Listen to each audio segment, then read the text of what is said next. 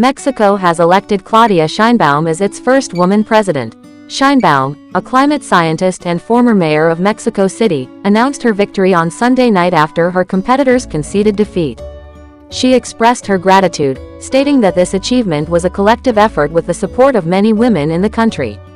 The electoral authorities' sample showed her leading with an insurmountable margin. The National Electoral Institute reported that Sheinbaum secured between 58.3% and 60.7% of the vote. Her main opponent, Xochitl Gálvez, received between 26.6% and 28.6%, while another candidate, Jorge Alvarez, garnered between 9.9% and 10.8%. With 42% of polling places counted, Sheinbaum's lead was substantial.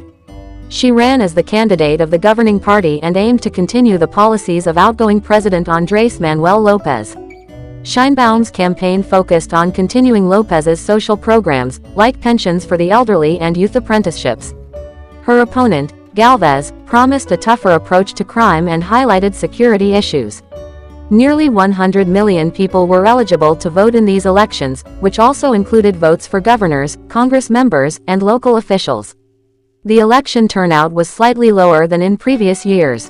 Voters had mixed feelings about López's presidency, marked by social programs and ongoing cartel violence.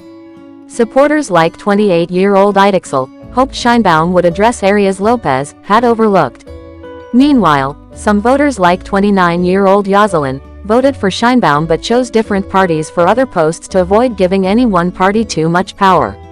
Concerns about security and the economy dominated voters' minds. For example, 34-year-old Garcia voted for the opposition due to personal experiences with crime.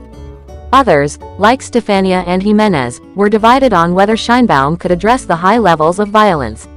Overall, the election highlighted the polarized opinions on Mexico's future direction.